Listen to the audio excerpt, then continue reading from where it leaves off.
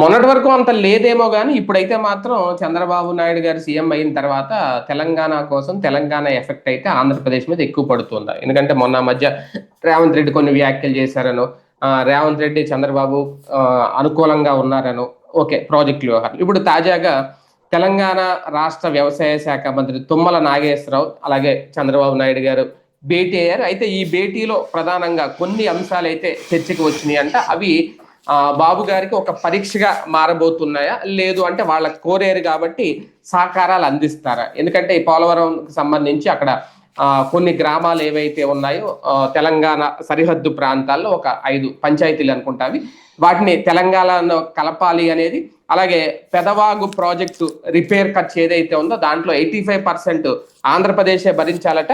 దాంతోపాటు మరికొన్ని కూడా అడిగారు. తిరుమలలో కూడా ఏదో ఒక 5 ఎకరాల ఎంతో కేటాయిస్తే తెలంగాణ భవనం ఏర్పాటు చేసుకుంటాం, అలాగే రైల్వే రవాణా, బొగ్గు రవాణా సౌకర్యం, రైల్వే కనెక్టివిటీ, వీటన్నిటి గురించి చర్చ జరిగింది అనేది. అయితే ఇదంతా తెలంగాణ ప్రయోజనం కోసం ఆంధ్రప్రదేశ్ రాష్ట్ర ముఖ్యమంత్రి ఒక నిర్ణయం తీసుకుంటారో, దీన్ని సాక్రిఫైస్ అనాలా, లేదంటే ఇరు రాష్ట్రాల మధ్య సత్సంబంధాలు కొనసాగాలంటే ఇవి తప్పదని అనుకోవాలా? ఎలా చూడాలి? ఇదే అంశాన్ని చర్చించే ప్రయత్నం చేద్దాం. సార్, ఒకటి, ఇప్పటికే రేవంత్ రెడ్డి అక్కడ ఉన్నారు అంటే బాబు గారి శిష్యుడే, అందుకనే ఆయన చెప్పిన టీని వింటున్నారు అనేది మొన్న. ఇప్పుడు ఏకంగా వ్యవసాయ శాఖ మంత్రి తుమ్మల, ఈయన కూడా ఒకప్పుడు టీడీపీలో ఉన్న వ్యక్తి, తుమ్మల నాగేశ్వరరావు గారు కూడా అప్పట్లో. సో ఆ పరిచయమో ఇంకొకటో, లేదంటే రాష్ట్ర ప్రయోజనాల కోసం ఈ భేటీ ఎలా చూడాలి? అంటే బేసిక్గా వీళ్ళిద్దరికి మధ్యన ఉన్నటువంటిది ఒక కీలకమైనటువంటి సాన్నిహిత్యం. అయితే సేమ్ టైం ఏవైతే ట్రబుల్స్ క్రియేట్ కాకుండా చూసుకోవడంలో ఇద్దరు కూడా జాగ్రత్తగా ఉంటారు. ఒకళ్ళకొకళ్ళు ట్రబుల్ సృష్టించుకునేవాళ్ళు కాదు. అదే సందర్భంలో ఒకళ్ళ బాధ్యతను ఒకళ్ళు తీసుకునేటటువంటి వాళ్ళే. ఇప్పుడు ఈయన అడిగిన వాటిట్లలో ఆయన నియోజకవర్గ గురించి, ఆయన జిల్లా గురించి వచ్చారు, తప్పులేదు అది. ఒక రాష్ట్ర ముఖ్యమంత్రి దగ్గరకు ఇంకో రాష్ట్ర మంత్రి హోదాలో రావడమే కాదు, తన జిల్లా ప్రతినిధిగా, తన నియోజకవర్గ ప్రతినిధిగా కూడా వచ్చారు తుమ్మల. అవును, అంటే ముఖ్యమంత్రులు భేటీ అవడం వేరు, ఒక రాష్ట్ర ముఖ్యమంత్రి వచ్చి సీఎం అని కలిసి తమ ప్రయోజనం తప్పేం లేదు. అంటే ఆయన వ్యక్తిగత ప్రయోజనం అడిగితే తప్పు. ఆయన పరిచయం ఉంది కాబట్టి వచ్చి ఉంటారు అంతే. చనువుని తప్పు పట్టాల్సిన పని లేదు. ప్లస్ అది తన నియోజకవర్గ, తన జిల్లా ప్రయోజనాల కోసం చేస్తున్నప్పుడు ఖచ్చితంగా హర్షించాలి. తనకున్న పర్సనల్ పలుకుబడిని తన జిల్లాకి, తన నియోజకవర్గానికి వాడుతున్నాడు ఆయన. అది మంచి ఆలోచన. సేమ్ టైం ఈయన రాష్ట్రాన్ని త్యాగం చేయరు ఆయన కోసం. ఆయన అడిగిన వాటిట్లలో నాకు కనిపించినవి, హైవేస్ కి సంబంధించి 2 హైవేస్ కన్స్ట్రక్షన్ ఉన్నాయి, అండర్ కన్స్ట్రక్షన్ ఉన్నాయి. వాటికి మేబీ మన రాష్ట్రంలో, అంటే తెలంగాణ మీద నుంచి మన రాష్ట్రం మీదుగా గోదావరి జిల్లాలకు టచ్ అయ్యాయి అనమాట. అవి అక్కడ ఏదో ప్రాబ్లం రాబోతుంది, దాంట్లో భూసేకరణకు ఏదో ప్రాబ్లం వచ్చినట్టుంది, లేట్ అవుతున్నట్టుంది. అది కొంచెం త్వరగా పూర్తి చేయేలా చూడండి అని అడిగారట. నితిన్ గడ్కరీతో ఉన్న కాంటాక్ట్స్, చంద్రబాబు గారికి ఉన్న సాన్నిహిత్యం, కేంద్రంలో బార్ట్ కూడా కావడం వల్ల బాబు గారు తలుచుకుంటే తొందరగా అయిపోతుంది. ఈవెన్ మనకు కూడా భద్రాచలంకి ఇప్పుడు ఫాస్ట్ అవుతుంది. అప్పుడు అది చేయమని అడగడంలో తప్పులేదు. అది నియోజకవర్గానికి, 2 రాష్ట్రాలకి అంతా ప్రయోజనం. అది 2 రాష్ట్రాల నాయకులకి ప్రయోజనమే, 2 రాష్ట్రాల ప్రజలకి ప్రయోజనం, భక్తులకి ప్రయోజనం. భద్రాచలం ఫాస్ట్ లో వెళ్ళొచ్చు మనం. ఇప్పుడు భద్రాచలం పోవాలంటే 7-8 గంటలు పడుతుంది ఆ సింగిల్ లైన్ వల్ల. అది 3-4 గంటల్లో పట్టే అవకాశం ఉంటుంది అనమాట. అది ఒక మంచి ఆలోచన. అది ఆయన అడగడంలో తప్పు లేదు. కాకపోతే తిరుమల కొండ పైన ఇది అడిగారట, దాన్ని ఏంటది, తిరుమల తెలంగాణ భవన్ కడతాను. అది మాత్రం అసాధ్యం, కడితే తప్పు కూడా అది. ఎందుకు అంటే ఏ రాష్ట్రానికి ఇవ్వలేదు కదా అట్లాగా. ఓ రాష్ట్ర భవనం అని ఎవరన్నా పెట్టారా కొండ మీద? లేదు. ఎందుకు అసలు నీ రాష్ట్ర భవనం అంటే ఢిల్లీలో ఉంటాయి రాష్ట్ర భవనం. ఇప్పుడు మన ఆంధ్ర భవన్ లో రూమ్లో అద్దెకిస్తాం మన వాళ్ళకి. మనం వెళ్ళినప్పుడు జర్నలిస్టులు కానీ, లేకపోతే ఎమ్మెల్యేలు కానీ, ఎంపీలు కానీ, వీళ్ళ తరపున మనుషులు ఎవరన్నా వెళ్తే తక్కువ రేటుకి అద్దెకిస్తారు అక్కడ. ఓ క్యాంటీన్ సబ్సిడీ రేటు నడుస్తుంటది అక్కడ. ప్రజాప్రతినిధులకైతే తక్కువ రేటు, జర్నలిస్టులకైతే తక్కువ రేటు, మిగతా పబ్లిక్ అయితే మామూలు రేటు. అక్కడ 150-200 ఉంటుంది మామూలు. అదే వీళ్ళకైతే 50 రూపాయలు ఉంటుంది అనమాట. భోజనాలు, టిఫిన్లు అవి తక్కువకు ఉంటాయి. అలాంటిది చేయడంలో తప్పేమీ లేదు దాంట్లో. ఇది అట్లాంటిది ఉంటాయి అక్కడ. అలాంటిది ఇక్కడ ఆయన ఎక్స్పెక్ట్ చేస్తున్నారు. అది కరెక్ట్ కాదు కదా. ఒక రాష్ట్రానికి అట్లిస్తే అన్ని రాష్ట్రాల వాళ్ళు వస్తారు, వచ్చాక అన్ని రాష్ట్రాల భవనాలు పెట్టి రేపు పొద్దున్న దేశాల భవనాలు కూడా అడుగుతారు. అమెరికా ఎన్ఆర్ఐ భవనం, అమెరికా ఎన్ఆర్ఐ భవనం, కెనడా ఎన్ఆర్ఐ భవనం, బ్రిటన్ ఎన్ఆర్ఐ భవనం కూడా అడగచ్చు.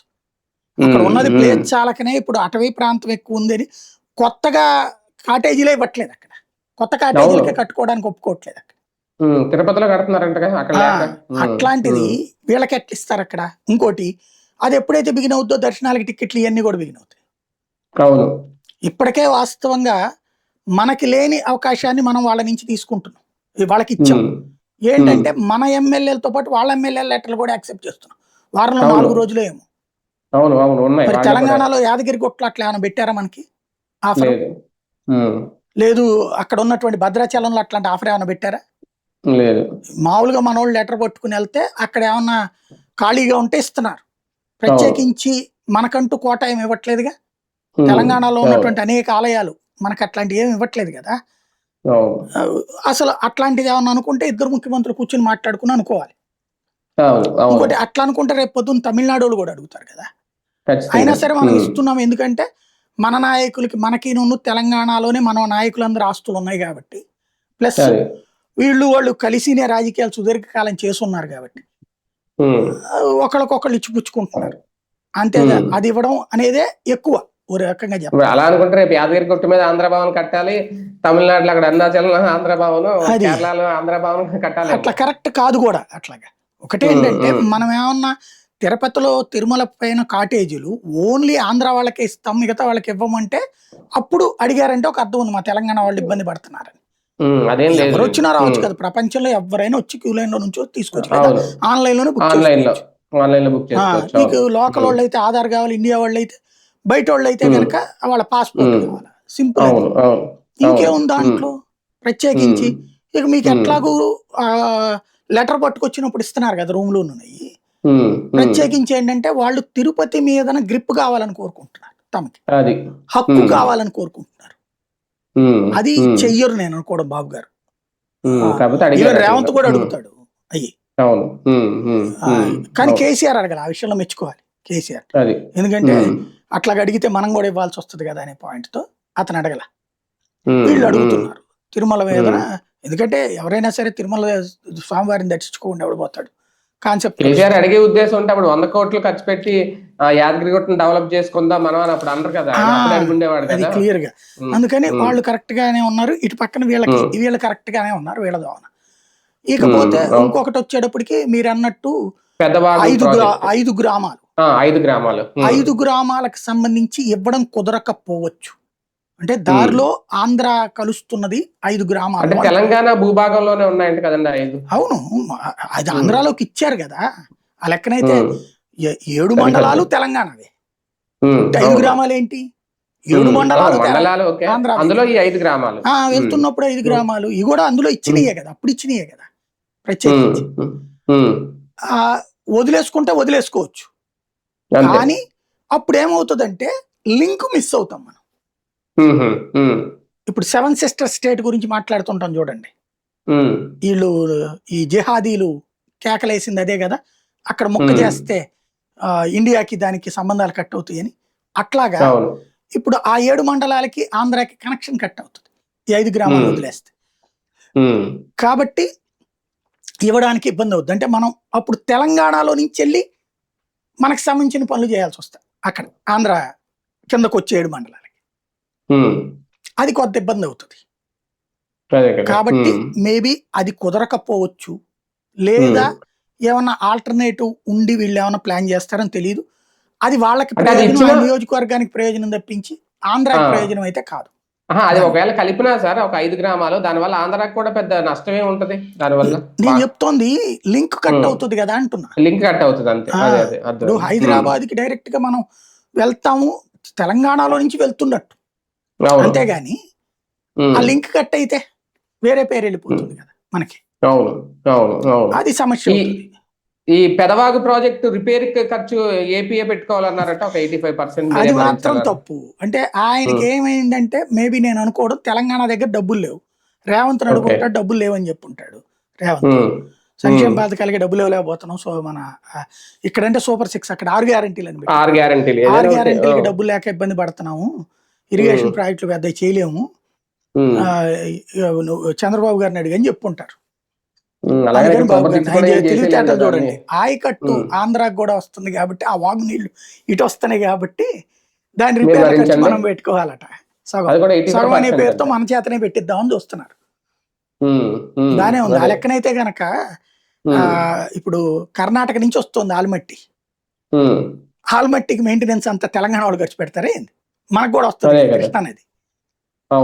లేకపోతే ఇప్పుడు గోదావరి మహారాష్ట్ర నుంచి వస్తుంది, ఆ పైన ఉన్నటువంటి బాబ్లీ ప్రాజెక్ట్ కి తెలంగాణ ఉన్న ఆంధ్ర డబ్బులు కడతాయా రిపేర్లకి బేసిక్ గా. ఇప్పుడు కొన్ని ఏంటంటే జాయింట్ ప్రాజెక్టులు ఉంటాయి. లైక్ ఇప్పుడు మొన్న ఏది కర్ణాటకలో ఒక గేట్లు పాడైనప్పుడు మనం కూడా కొంత కంట్రిబ్యూట్ చేయాల్సి వచ్చింది కదా, అట్లాంటి జాయింట్ ప్రాజెక్టులు ఉంటాయి కొన్ని మెయింటెనెన్స్. అదే కృష్ణా బోర్డు, గోదావరి బోర్డు వీటి ఆధ్వర్యంలో పర్యవేక్షణలో ఉండేటటువంటిది వాటికి ఉంటాయి. వాటిలో మన బాధ్యత కూడా మనకు ఉంటుంది కొంత పర్సంటేజ్. అవి చేయమని అడగడంలో తప్పులేదు, కానీ వాగుకి సంబంధించి మనల్ని అడగడం అంటే ఓ రకంగా చెప్పాలంటే తనకున్న పర్సనల్ ర్యాపోతో తన నియోజకవర్గానికి మంచి చేయడానికి తన రాష్ట్ర ప్రభుత్వం నుంచి డబ్బులు తెచ్చుకోవడం కష్టమయ్యి, తనకి పాత మిత్రత్వం పాత ఇది ఉంది కాబట్టి చంద్రబాబు గారి చేత తన నియోజకవర్గానికి ఖర్చు పెట్టించుకోవాలని చూస్తున్నట్టుంది. కానీ అప్పట్లోనే విభజన టైంలోనే బాబు గారు అప్పుడే అన్నట్టు 2014 టైంలో అప్పట్లోనే 7 మండలాలని తెలంగాణ నుంచి ఆంధ్రాలో కలుపుకోవాలనే డిమాండ్ అప్పుడు ఆయన తీసుకొచ్చారు, చాలా పెద్ద ఎత్తున ప్రచారం చేశారు. అలాంటిది ఇప్పుడు ఓకే చనువు ఉన్నా పరిచయం ఉన్నా ఏదున్నా మాట తప్పినట్టు అవుద్దా, అదే ఓకే సాధ్యం అవుద్దా లేదనేది ఒకటి. ఆ పరిచయం ఆ సాన్నిహిత్యం నిలుపుకోవాలంటే ఇలాంటి సాక్రిఫైజులు తప్పని ఏమన్నా అనుకుంటారా బాబు గారు? అదేం లేదు, ఈ 5 గ్రామాలదైతే మాత్రం ప్రాబ్లం లేదు, మిగతా చోట్లకి వెళ్ళడానికి అనుకుంటే ఇచ్చేసినా నష్టమేం లేదు, ఇచ్చేస్తారు. వాళ్ళకే ఆ ఖర్చు అవుతుంది కదా. ఇప్పుడు మనం వాళ్ళకి పెన్షన్ అయ్యని మనం ఇస్తున్నాం, ఇప్పుడు వాళ్ళకి 4000 ఇస్తున్నాం మనం పెన్షన్. అంటే దాన్ని కలపడం వల్ల పోలవరం ప్రాజెక్టుకి వచ్చే ఇబ్బంది ఏమి ఉండదా సార్? అదే అది ఉంటే చెప్పి ఉండేవాళ్ళు కదా, మేబీ ఉండకపోవచ్చు. అంటే వాస్తవంగా మనకి 7 మండలాలకి ఏం పోలవరం ప్రాబ్లం లేదు. ఆ రోజున ఎందుకు పెట్టారంటే అది సోము వీర్రాజు గారు రైట్ చేశారు ఆ పాయింట్. సోము వీర్రాజు గారు వెంకయ్యనాయుడు గారితో చెప్తే, వీళ్ళిద్దరూ చంద్రబాబు గారితో చెప్తే, వీళ్ళ ముగ్గురు కలిసిపోయి మోడీ గారిని అడిగారు. అప్పుడు మోడీ గారు రేపు ప్రమాణ స్వీకారం అనగా ముందు రోజున ఈ నిర్ణయం తీసుకున్నారు. ఎందుకు? రాష్ట్ర విభజన జరిగిపోతుంది. విభజన జరిగిపోతే పోలవరం ముంపుకి సంబంధించినటువంటి గ్రామాలది తెలంగాణ ప్రభుత్వ పర్మిషన్ తీసుకోవాల్సి వస్తుంది. పర్మిషన్ తీసుకోవాలంటే అక్కడ ముంపు గ్రామాలు 12, 13 ఇట్లా ఉన్నాయి దగ్గరగా. ఈ గిరిజన గ్రామాలు, ఈ గిరిజన గ్రామాల్లో సమస్య ఏంటంటే వాళ్ళది మన రాజ్యాంగం రాయబడినటువంటి నిబంధనల ప్రకారం వాళ్ళ రిహాబిలిటేషన్ 70 నుంచి 100 కిలోమీటర్ల లోపే ఉండాలి. మాక్సిమం 40 కిలోమీటర్లకే ప్రయారిటీ, తప్పదనుకున్న 70, 100 లోపు. ఇది ఇండియా వైడ్ యాక్ట్ అనమాట. అది సుప్రీంకోర్టు అనేది జోక్యం చేసుకుంటుంది. వాళ్ళని కొండల్లో అడవిల్లో ఉన్న వాళ్ళని తీసుకొచ్చి మామూలు మన నగరాల్లో తీసుకురావడానికి వీల్లేదు. వాళ్ళ జీవితాలు వాళ్ళు కోరుకుంటారు కాబట్టి వాళ్ళని మరొక అడవికే తీసుకెళ్ళాలి. అలాంటి అడవి 100 కిలోమీటర్ల లోపు అక్కడెక్కడ ఉంది? ఖమ్మం జిల్లాది. మనకు ఆంధ్రాలోకి వస్తే ఆంధ్రాకి అది రిహాబిలిటేషన్ చేయాల్సింది. చెయ్యాలంటే ఎక్కడ చేయాలా? నల్లమల, లేకపోతే గనక తూర్పుగోదావరి అడవులు, లేదంటే మన్యం, అక్కడ చేయాలి. అది దగ్గరగా 100 కిలోమీటర్లు వచ్చేస్తాయి. అంత పెట్టి చేస్తే సమస్య అవుతుంది. కాబట్టి ప్రధానంగా ఇక్కడ రైట్ చేసుకొస్తున్నారు అనమాట. అంటే అందుకోసం అని చెప్పేసి వీళ్ళు తీసుకొచ్చిన పాయింట్ ఏంటంటే 7 మండలాలని కలిపేస్తే ఈ గ్రామాల్లో ఉన్న వాళ్ళని, ముంపుకి గురయ్యే గ్రామాల వాళ్ళని ముంపుకి గురికాని గ్రామాల్లోకి రిహాబిలిటేట్ చేస్తారు. అది ఆ ప్రభుత్వంలో ఉన్నా చెయ్యొచ్చు, కానీ కాంపెన్సేషన్ వేధిస్తారు, ఏడిపిస్తారు. ఇప్పుడు పులిచెంతలు ఉంది, రాజశేఖర టైంలో ప్రారంభించారు, అప్పుడు ఉమ్మడిగానే ఉంది రాష్ట్రం. విడిపోయే టైంకి 30 కోట్ల ఎంతో పెండింగ్ ఉంది, మిగతా డబ్బులని కట్టేశాడు కిరణ్ కుమార్. ఇంకా కొంతమందికి రిహాబిలిటేట్ చేయాలంటూ బీఆర్ఎస్, అప్పుడు టీఆర్ఎస్ ఉంది కదా, అడ్డుపడి అవసరం లేదు, ఆల్రెడీ అందరికి చెల్లిచ్చేసామని కిరణ్ కుమార్ రెడ్డి ప్రభుత్వం క్లోజ్ చేసింది. కానీ రాష్ట్ర విభజన అయిపోయి టిఆర్ఎస్ గవర్నమెంట్ రాగానే ఆ 30 కోట్లను 300 కోట్లు చేశారు. 300 కోట్లు చేసి అది ఇస్తేనే నీకు ప్రాజెక్ట్ చేతిలో పెడతామన్నారు. పూర్తయిన ప్రాజెక్ట్ అది. అది కృష్ణా డెల్టా కోసం తెలంగాణలో కట్టిన ప్రాజెక్ట్ అది. అది చంద్రబాబు ఉన్నారు అప్పుడు ఆ డబ్బులు కట్టకుండా దానికి 300 కట్టేది 45 టీఎంసీల నీళ్లు. దాని బదులు గోదావరి నీళ్లతో పట్టిసీమ కడతాం, ఆ కృష్ణా డెల్టాని స్థిరీకరిస్తామని పట్టిసీమ 100 కోట్లని బిగించేశారు. తెర చూస్తే ఇది 300, 400 కోట్లు 700 కోట్లు అయింది అంటారు. అది తర్వాత అంతా పూర్తయ్యేటప్పుడు వాళ్ళకి ఇచ్చిన ప్రోత్సాహకాల డబ్బులన్నీ కూడా కలిపితే. బట్ 100 కోట్లని బిగించేశారు. ఇది 300 కోట్లకి ఎందుకు అనేసేటటువంటి కోణం. తర్వాత జగన్ వచ్చాక ఆ అమౌంట్ చెల్లించి హ్యాండ్ ఓవర్ చేసుకున్నాడు ప్రాజెక్ట్. పులిచింతల కాంపెన్సేషన్ అంత ఇబ్బంది పెట్టారు.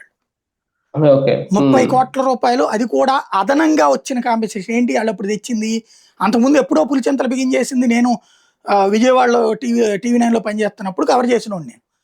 అలాంటిది ఆ తర్వాతన 2014లో అంటే ఎన్నేళ్ళు పట్టేసి ఉంటది అది. రాష్ట్ర విభజన టైంకి వచ్చేటప్పటికి అప్పటికి పరిహారం వీళ్ళు ఏం పెట్టారు, అంతకుముందు ఇచ్చేశారు.